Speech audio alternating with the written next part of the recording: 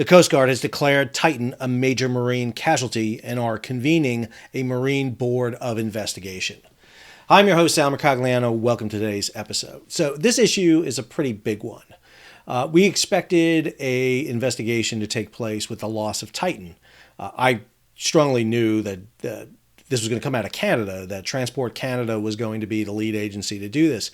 However, the decision by the Coast Guard to declare this both a major marine accident and to convene a Marine Board of Investigation opens up some issues regarding, first, the initial certification of the submersible Titan, and then the classification of the submersible. Certification is what you need to go into operation. Classification is what you need to have to continue operation. And both of those raise some interesting questions that I hope are answered by these investigations.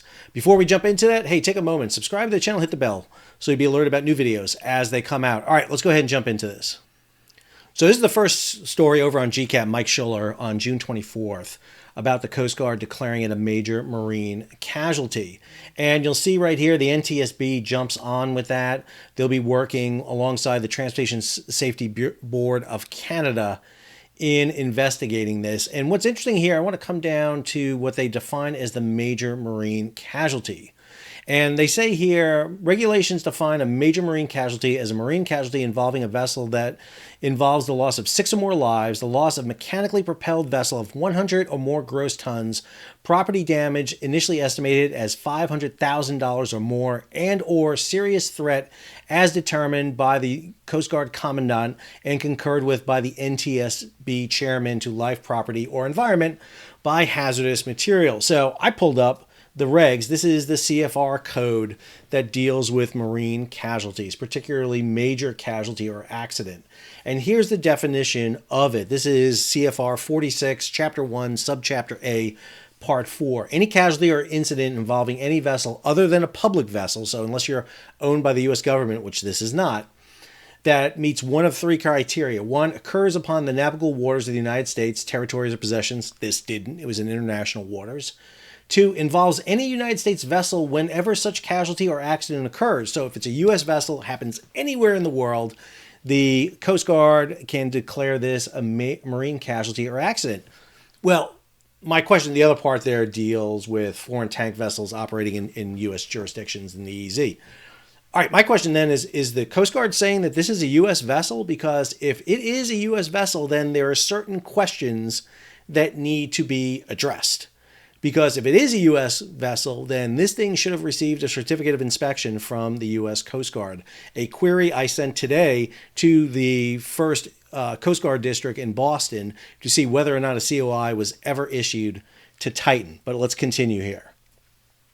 Second story, U.S. Coast Guard convenes Marine Board of Inspection to probe Titan loss. And it goes in here that you're going to have the Coast Guard and the NTSB come together for this. We already had the declaration.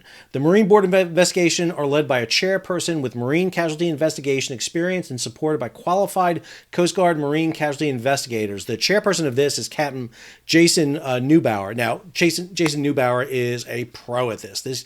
He has investigated a ton of issues when it comes to the Coast Guard, including the El Faro when it sank back in 2015. So definitely a well-trained person, someone who has a lot of experience at looking at this. And when you look at the parameters here for declaring a Marine Board of Investigation, it's really at the whim of the Commandant of the Coast Guard. If it appears that it would tend to promote safety of life and property at sea or would be in the public interest, the Commandant, this is Admiral Linda Fagan, may designate a Marine Board of Investigation to conduct investigations. So no issue here with the creation of the Marine Board of Investigation. But I want to take you over to this document right here. This is a document that is put out by Holland and Knight. This is the ultimate lawyer firm when it comes to shipping. I mean, they are it. They are the biggest one that's out there. There are other ones out there, but no one holds a candle to Holland and Knight. So they issued this on June 23rd, the solemn role of the Coast Guard and NTSB in casualties involving passenger-carrying submersibles. Now, listen, I am not an attorney. I do not have a law degree, although I've been married to an attorney for 32 years. So I think I have the right to critique attorneys, which I am going to do here.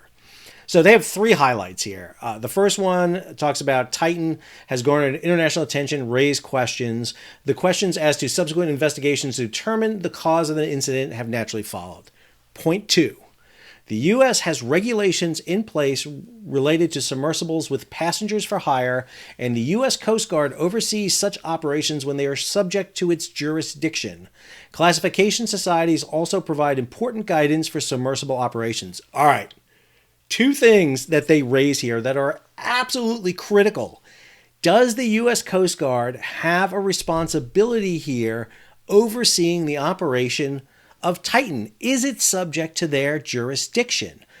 I have talked a lot about the fact that this is an unregistered, unclassified submersible operating in international waters. However, if it falls under Coast Guard jurisdiction, then the Coast Guard has to provide certain parameters for this vessel to initially operate. And that's a big question. Did they give a certificate of inspection to this vessel to operate? And I'll go into a little bit more about this. The U.S. Coast Guard has broad authority to investigate certain marine casualties, although its express authority and jurisdiction over marine casualties may be assessed on a case-by-case basis. This next section is really important. In 1990, the advent of passenger-carrying submersibles prompted the publication of the National Academy of Science study to report on the safety of tourist submersibles. The report was prefaced on the request of the NAS Marine Board, National Academy of Science Marine Board, to review and assess the hazards involved in tourist submersible development and operations. To go on, the report was a precursor to the promulgation in 1993 of the U.S. Coast Guard's Navigation and Vessel Inspection Circular, NVIC number 5-93, on guidance for certification of passenger-carrying submersibles, which remains in force today. It's under Title 46.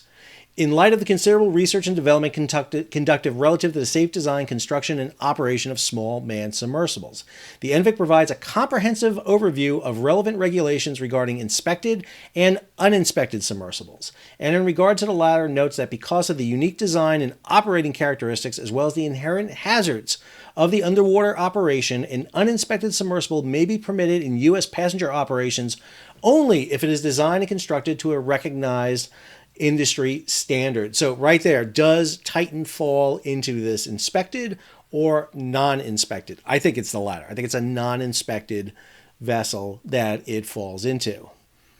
So this is the current rules regarding passenger carrying submarines for hire. U.S. regulations define a submersible vessel as a vessel that is capable of operating below the surface of the water. In assessing submersible operations under U.S. jurisdiction, applies to vessels less than 100 gross tons that carry 150 or fewer passengers, 150 fewer passengers, and carry at least one passenger for hire. U.S. regulations also require that vessels built in the United States or operating in U.S. waters be certified by the U.S. Coast Guard to meet applicable requirements for safety at sea, as well as other regulations established pursuant to law. All right, there's an or in there. And again, this is where you get into the lawyers here. So are you telling me that this is or not and? Because it's very important, because Titan was built in the U.S., and so U.S. regulations also require that vessels built in the U.S., which is Titan, therefore has to meet applicable requirements for safety at sea, or, is it or, operating in U.S. waters must be certified. Since this ship was operating, or vessel was operating outside U.S. waters, it does not apply. This is what I mean when we get into gray areas about certification. Next section, equally important. One of the thorny questions following the Titan casualty posed by reporters, interested observers, and even the motion picture director James Cameron in press engagements is the regulatory rubric within the U.S. related to tourism submersible sub-vessels. It is first important to note that there's a distinction between authority to investigate as compared to requirements to investigate. The existence of legal authority does not necessarily require that the U.S. Coast Guard investigate. The issue of whether the U.S. is required to investigate requires an examination of the express statutory or regulatory language governing such an inspection. All right, I want to be clear about something too, because they bring up James Cameron. I want to talk about James Cameron for a second. Both James Cameron, Bob Ballard, a whole slew of people have come out and said, listen, this thing was not safe. We had concerns over it. If you had concerns over it, there should have been someone you go to let them know. I know they went to Stanford Rush and Ocean Gate about it, but the people who are paying to go on that didn't hear that. So there should have been somebody that you can go to and say, hey, he's operating a submersible that I have questions with. Now, is that the Coast Guard, the U.S. Coast Guard? Is it Canada? Who's supposed to be going here too? Because saying, hey, I knew this thing was not safe doesn't really make you look good in my eyes when you let 5 people ride it down to their death. I think that's a problem. It goes on, a separate but related issue is the role that a classification process plays in a submersible vessel operations. Depending on the respective operations, a submersible vessel may be expected to meet standards for construction and operation established by the only classification society in the U.S. or another recognized classification agency. We know that this vessel was unclassified. He didn't go to ABS, he didn't go to DNV, didn't go to Lloyd's, didn't go to any of these ones because it would have taken too long because of the radical design and the new technology being used. It goes on here, I'm going to jump here. It is deemed to be classed. These are 2 important terms, classification, certification and classification, which are sometimes used interchangeably, resulting in confusion. While there is some overlapping of the plan, review, and inspections, essentially the U.S. Coast Guard is responsible for certifying that the vessel, in every aspect of it, meets all federal regulations. Thus, while a submersible is classed by a classification society, it would be certified by the U.S. Coast Guard to operate if subject to jurisdiction and if it meets technical and safety standards. To this end, the U.S. Coast Guard relies extensively, but not exclusively, on the classification societies in performing such functions. Okay, hang on.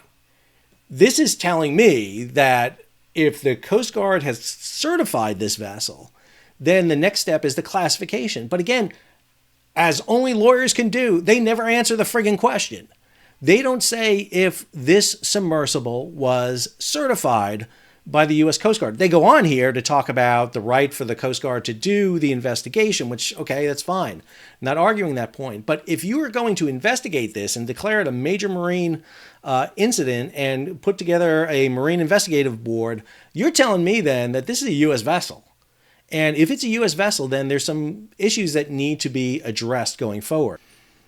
They then have a conclusion here that is written by attorneys. There's nothing more I can say about it. The authors encourage the avoidance of any rush to judgment about underlying causes of the catastrophic implosion, as a better understanding of the underlying facts will presumably come after the marine and casualty investigation that follows. Any subsequent actions as a result of the factual findings should be in line with guiding authorities and well-established principles. In the interim, navigating NTSB and U.S. Coast Guard investigations should be done with advice from experienced counsel to avoid the myriad pitfalls under a variety of investigative procedures and practices likely to govern such investigations. I think they're looking for a job myself, but that's just me, what I get from this statement. All right. This is from the CFR that they referenced earlier. This is the inspection for certificate. The requirement in 46 CFR Part 176 concerning the periodic inspection for certification and reinspection apply. It goes on here. It basically says what you need for an inspection for this. So be guided by the code with pressure vessels and pressure piping. And section 7, 12, and 13 of the ABS rules. And particularly, they're saying you have to follow this class rules. Not only witness a test dive to the design depth, maximum depth for such a system. We know that was done by an independent marine surveyor, but not one employed by a classification society. Review maintenance records to ascertain the nature and extent of routine maintenance. Ensure all monitoring instruments and gauges, particularly those in the life support systems, are calibrated. And examine the internal surface of the pressure hull in select locations to ensure the absence of corrosion or internal damage. Review the results of dimensional checks to verify the geometric integrity of the pressure hull. Is there getting deformities? Is there a reduction in the width of the hull? These checks should be performed triennially. Finally, certificate of inspection. A submersible will be certified for a specific operation and a specific dive depth site. Was Titan given such a certificate from the U.S. Coast Guard? I don't think so. I think this is an uninspected vessel. The dive site must be specified on the COI. If support vessels are integral to the safe operation of the submersible, they should also be referenced to the COI with any operating restrictions regarding the support vessel's duty with respect to submersible safety. The maximum duration of an operational dive will be specified on the COI. The COI shall also reference the operations manual. The requirements of Section 12 of the ABS rules shall also be considered. Sal, what the hell does all that mean? Well, what it means is two things. Number one, if the Coast Guard certified this vessel, then there should have been a certificate of inspection issued to it that stated the parameters of how this vessel should operate. And did the vessel operate within those parameters? Because if it didn't, then they're void of their certificate of inspection, and this is all on OceanGate for doing it. If they were not inspected, which I don't think they were, they're considered an uninspected vessel, then I have a question about the Coast Guard calling this a major marine accident and claiming jurisdiction here. They can investigate. They can investigate all they want. They're free to investigate. You can investigate anything. I don't care. The Commandant can initiate that. It doesn't matter, and they probably should, because the OceanGate was an American company, although there's a question about whether they were incorporated in the Bahamas. But they were operating in international waters off a Canadian ship in Canadian waters, or out of a Canadian port, excuse me. So there's a lot of questions that this opens up, and I just want to make you be aware of it. I put a request in to the Coast Guard to see if not Titan has a certificate of inspection, and I will let you know when I hear something. Until the next video, before I go, take a moment, subscribe to the channel, hit the bell so you'll be alerted about new videos as they come out. Leave a comment. I'm sure I'm going to get lots of comments. I love my comments. I learn a lot from people out here. I am not an expert on everything, and there are times I am wrong. Listen, I've been married for a long time. I know I'm wrong. I'm wrong on a routine basis. Let me know. Leave a comment, share it across social media, give it a thumbs up, and if you can, support the page. How do you support the page? You hit that super thanks button down below, and you can head over to Patreon and become a patron of the page. I want to give a big shout out to my buddy Aaron over at Subbrief.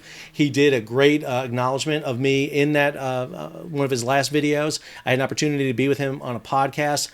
Go check out Subbrief. Go check out E. Sisman channel. Those two channels in particularly are doing great at covering this topic. Until our next video, this is Sal signing off.